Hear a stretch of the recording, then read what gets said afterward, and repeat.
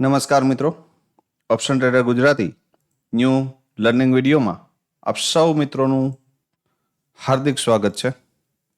સૌથી પહેલાં અગત્યનું ડિસ્ક્લેમર કે આ વિડીયો માત્ર ને માત્ર એજ્યુકેશન પર્પઝથી છે. આની અંદર કોઈ પણ જાતની કોલ ટિપ્સ આપવામાં આવતી નથી. ઓપ્શન ટ્રેડિંગ એ રિસ્કી છે અને છતાં પણ જો તમારે કરવું હોય તો તમારા ફાઇનાન્શિયલ એડવાઇઝરની સલાહ લઈ અને પછી જ કરવું, જેથી કરી તમારા રિસ્કને તમે મેનેજ કરી શકો. હવે આજનું માર્કેટ કેવું ઓપન થયું તો કે હેવી ગેપ અપ, અને ગેપ અપ ઓપન થયા પછી આપણું એક સ્ટ્રોંગ ઝોન હતું. આ એરિયાને મેં ગઈકાલે તમને મેન્શન કર્યો હતો કે 905ની ઉપર આપણે 24,018ના દર્શન થઈ શકે, આ અમારા શબ્દો હતા. તો ફર્સ્ટ 15 મિનિટની કેન્ડલનું ક્લોઝિંગ ક્યાં આવ્યું છે? 905. ફરી એક કેન્ડલનું રિટેસ્ટ ક્યાં આવ્યું છે? 905. અને દર્શન ક્યાં થયા છે તો કે 24,000ના. બરાબર, એટલે ક્લીન જ હોય કે અહીંયાથી નીકળે તો એને અહીંયા જવું પડે, ભલે પછી ઝટકા લઈને જાય કે ડાયરેક્ટ જાય. બરાબર, એટલે હંમેશા માર્કેટ એના સ્ટ્રક્ચરથી વિરુદ્ધ ક્યારેય જશે નહીં. આ મગજમાં ફિટ જ કરી લેવું. બરાબર, પ્રીમિયમ ઉપર નજર નાખ લઈએ. ભાઈ એવું પ્રીમિયમમાં આપણે શું જોવા મળ્યું? પ્રીમિયમમાં આપણે ગઈકાલે એવી ચર્ચા કરી હતી કે જો આ premium heavy gap up open થાય કોની ઉપર? 133ની ઉપર, તો પછી આ પ્રીમિયમ લોવર લો મારશે. બરાબર, એવું કીધું હતું કે 91ની ઉપર એક 15 મિનિટની કેન્ડલનું ક્લોઝિંગ આવે અને આ 76ની આજુબાજુ ક્યાંય પણ સપોર્ટ લેતું દેખાય તો પરફેક્ટ લગભગ 80ની આજુબાજુ અહીંયા લો માર્યો, જે એનો રાઇટ વેલ્યુએશન એરિયા હતો. અને અહીંયાથી એક મસ્ત મજાની પોઝિટિવ કેન્ડલ આપી. ત્યાંથી એક મૂવમેન્ટ આ હતી, સેકન્ડ મૂવમેન્ટ આ હતી. બરાબર, આ કેન્ડલ જ્યારે નીચે બ્રેક કરતી હતી, ફરી આ ઉપર જઈને ક્લોઝ કરી અને આપણા આ ઝોનમાંથી શું આવ્યું તો કે એક નેગેટિવ કેન્ડલ મળી. મેં તમને ક્લિયર એન્ડ કટ ભાષામાં એવું કીધું હતું કે 10 રૂપિયાની નીચે આ પ્રીમિયમ જાય અને જો ફરી ઉપર નીકળે તો અને તો જ આની અંદર એક મૂવમેન્ટની અપેક્ષા રાખી શકીએ. પણ એવું કશું થયું નહીં અને એ જ એરિયામાંથી શું આવ્યું? રિજેક્શન. અને એ જ એરિયામાંથી શું આવ્યું? બાઇંગ. મેં તમને વધુમાં વધુ 160 સુધીના ટાર્ગેટ આપ્યા હતા આ પ્રીમિયમમાં, કે આ કદાચ જઈને ક્યાં સુધી જઈ શકે? 160, કેમ કે આ સેલર એરિયા છે. તો 158નો હાઈ છે. બરાબર, 158.95નો મતલબ 160નો હાઈ. બરાબર, તો હંમેશા એજ્યુકેશન છે ને એ મહત્વની વસ્તુ છે ભાઈ. અને આ ચાર્ટનું પ્રેડિક્શન, આ લેવલના પ્રેડિક્શન આપણે ગઈકાલે આપ્યા છે. બરાબર, જેનું રિએક્શન તમે આજે જોવો છો. બરાબર, કે આની ઉપર નીકળ્યા પછી આ તો યા તો શું કરશે તો કે પુલ બેક એન્ડ કન્ટિન્યુએશન. હવે ધારી લ્યો કે આ એરિયામાં જો ઓપન થઈ ગયો હોત ને તો એ પછી આ સિસ્ટમ કરે. બરાબર, એટલે હંમેશા કયા એરિયામાંથી એ શું કરશે એ આપણે ખબર હોવી જોઈએ. જ્યારે પુટના પ્રીમિયમની અંદર આપણે કોઈ જાતની ઓપોર્ચ્યુનિટી હતી નહીં. સમજી લ્યો આવતીકાલે એક્સપાયરીની અંદર શું થઈ શકે, ધ્યાનથી સમજો. આવતીકાલે મંથલી એક્સપાયરી છે. આપણા માટે અપસાઇડનું ઝોન છે 24,049 અને ડાઉન સાઇડનું ઝોન છે 23,952. બરાબર, મિડલમાં છે રાઉન્ડ લેવલ 50 પોઈન્ટ નીચે ને 50 પોઈન્ટ ઉપર. બરાબર, જો આ બેની વચ્ચે એ નાગિન ડાન્સ કરે તો જે બાજુનું સ્ટ્રક્ચર હોય એ બાજુના પ્રીમિયમને ડીપથી બાય કરવાનો પ્રયત્ન કરજો, નહીં કે ટોપ ઉપર. કેમ કે આ નાગિન ડાન્સની અંદર જો ટોપ ઉપર કોઈ બેમાંથી કોઈ પણ પ્રીમિયમ બાય થયું એટલે લોસ સિવાય બીજું કાંઈ આવશે નહીં, યાદ રાખજો. બરાબર, આ ક્લિયર એન્ડ કટ. હા, બંનેની ઉપર એક સ્ટ્રોંગ 15 મિનિટ ક્લોઝ થઈ જાય તો ડિરેક્શન નક્કી થઈ જશે. પણ જો આ ઝોનમાં હશે તો યાદ રાખજો કે આ ઝોન અને આ ઝોન બરાબર બે મહત્વના છે. જ્યાં સુધી આની ઉપર ન નીકળે ત્યાં સુધી 24,136 દર્શન નહીં થાય. 952 નીચે નહીં નીકળે ત્યાં સુધી 23,874 દર્શન નહીં થાય. યાદ રાખજો. બરાબર. તો સાચવીને હાલજો.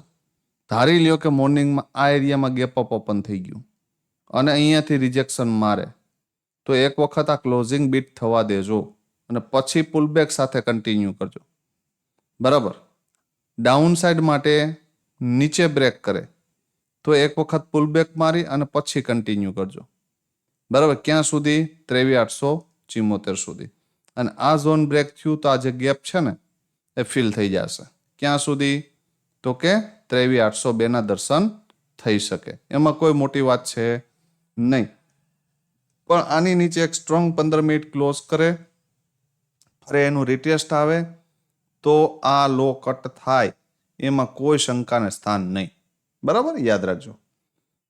અપસાઇડ માટે આપણે જ્યાં સુધી 24,136 ની ઉપર એક સ્ટ્રોંગ 15 મિનિટ ક્લોઝ ન કરે ને ત્યાં સુધી આપણે સ્ટ્રોંગલી બુલિશ થશું નહીં.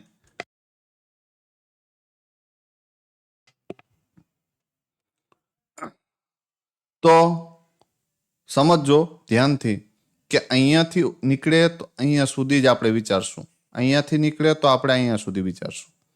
બરાબર. સમજી લ્યો. 2 પ્રીમિયમ વધારે આપણે ચર્ચા કરતા નથી. મુદ્દાની વાત સીધી. 24,000 કોલ છે અને 24,000 પુટ છે. બરાબર. સમજો. સૌથી પહેલા કોલ સમજી લ્યો. જ્યાં સુધી 60 ની ઉપર છે આ પ્રીમિયમ ત્યાં સુધી બુલિશ છે. મોર્નિંગમાં જો તમને આ પ્રીમિયમ આ એરિયામાં ક્યાંય પણ સપોર્ટ લેતું દેખાય તો એન્ટ્રી કરી શકાય. પહેલો ટાર્ગેટ આ 84. જો આ બીટ થઈ જાય તો 97 and 130 આ એના સેકન્ડ ટાર્ગેટ. બરાબર. મોર્નિંગમાં અહીંયા મળી જાય તો આ રીતે થઈ શકે. It's possible. એમાં કોઈ નવીનતા નથી. બરાબર.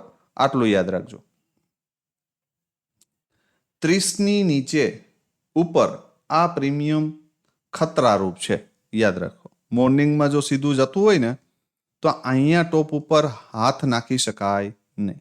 સેકન્ડ પોસિબિલિટી કે મોર્નિંગની અંદર તમને એક કેન્ડલ અહીં નીચે ક્લોઝ કરે અને ફરી જો આની ઉપર ક્લોઝ કરે ને તો સેમ એટેમ્પ્ટ મારી શકાય. થર્ડ પોસિબિલિટી કે ગેપ અપ ઓપન થઈ જાય આ એરિયામાં, ક્યાં આ ટાર્ગેટ નથી આવ્યું અને આ ઝોનમાં આવીને અહીંયા સપોર્ટ લેતું દેખાય તો વન વે ની અંદર મોમેન્ટમ પ્લેમાં જઈ શકાય. બરાબર. ક્યાં સુધી? 130 સુધી. બરાબર. આ ક્લિયર વસ્તુ. ભૂલની અંદર જો આ પ્રીમિયમ 25 ને નીચે તોડી નાખે, ફર્સ્ટ સેશન સેકન્ડ સેશન ગમે ત્યારે, અને જો ફરી આની ઉપર આવી અને ક્લોઝ કરે તો પેલો ટાર્ગેટ 45, બીજું આ ક્લોઝિંગ અને ત્રીજું આ લેવલ અહીંયા સુધી જઈ શકે અને એનાથી ઉપર જાય તો 130. પણ કમસે કમ 25 વાળું પ્રીમિયમ ધારી લ્યો કે 10-15 રૂપિયાની આજુબાજુથી એમ બાઉન્સ બેક કરી આની ઉપર ક્લોઝ કર્યું અને ફરી તમને જે આ લો છે એની નિયર બાય ક્યાંય મળે તો એન્ટ્રી કરાય અને અહીંયાથી કમસે કમ 3x થઈ શકે. એક બેસ્ટ વેલ્યુએશન છે આની. બરાબર. યાદ રાખજો. સેકન્ડ સેશનમાં આવે તો ધી બેસ્ટ. બરાબર. તો આ એરિયો એક નજરમાં રાખજો. સેકન્ડ અહીંયાથી આ એરિયો એક નજરમાં રાખજો. આ 2 પ્રીમિયમમાં 2 એરિયામાંથી તમારું કેપિટલ 2x થઈ શકે, 3x થઈ શકે. બરાબર. બાકી એરિયાને એવોઇડ કરજો. પુટની અંદર સમજી લ્યો. મોર્નિંગમાં જ જો આ 23 ને તોડી નાખે, સમજજો ધ્યાનથી, અને 12, 13, 15 ક્યાંયથી પણ આમ કરીને આમ રિટર્ન થાય અને અહીંયા રેન્જ બનાવે, રેન્જનું બ્રેકડાઉન કરે અને ફરી ઉપર નીકળે તો પહેલો ટાર્ગેટ 42 આ ક્લોઝિંગ, બીજો 73. કેટલા ગણું થાય મને કહેજો. બરાબર. આ આવી શકે, એમાં કોઈ નવીનતા નથી. પણ મોર્નિંગની અંદર લગભગ 1 થી 1.5 કલાકની અંદર આ કાંડ થઈ જાય બરાબર. તો અહીંયા સુધીના ટાર્ગેટ મળી શકે અને અહીંયા સુધીના મળે ને 133 સુધીના, તો એમાં પણ કોઈ શંકાને સ્થાન નથી. કેમ કે જો 23,800ની આજુબાજુ માર્કેટ જાય સેકન્ડ સેશનમાં, તો આની વેલ્યુએશન 200 રૂપિયા થાય. બરાબર, આ યાદ રાખજો. બરાબર, તો બેસ્ટ જગ્યા અહીંથી આમ રેન્જનું બ્રેકડાઉન ને ફરી ઉપર નીકળે તો એક સારો એવી સ્પાઇક આની અંદર મળી શકે.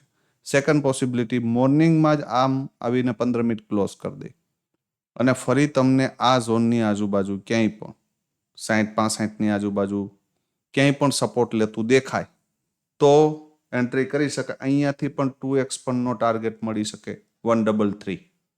બરાબર, અને એનાથી ઉપર નીકળે તો 192. એક થર્ડ પોસિબિલિટી કે આ premium heavy gap up open થઈ જાય ક્યાં 133ની ઉપર, તો પછી એને કમસે કમ આ એરિયામાં સપોર્ટ લેવા દેજો અને પછી અહીંથી બાઉન્સ બેક કરે ને તો અને તો જ જવું, બાકી ડાયરેક્ટ ઘૂસવું નહીં. તો વધારે ઓવર ટ્રેડિંગ કરવું નહીં. જે એરિયા બતાવ્યા છે એ એરિયામાં લોજિક સાથે અને ડિસિપ્લિન સાથે કામ કરવું, જેથી કરી ક્યારે આપણે તકલીફ પડે નહીં. બરાબર, તો આજનું ટ્રેડિંગ સેશન આપ સૌ મિત્રોનું કેવું રહ્યું એ ખાસ કોમેન્ટમાં જણાવજો અને વિડીયોને વધુમાં વધુ મિત્રો સુધી શેર કરી દેજો, લાઈક કરજો અને કમેન્ટ કરવાનું ભૂલશો નહીં. ફરી મળીએ નવા વિડીયોમાં. ત્યાં સુધી જય માતાજી, હર હર મહાદેવ.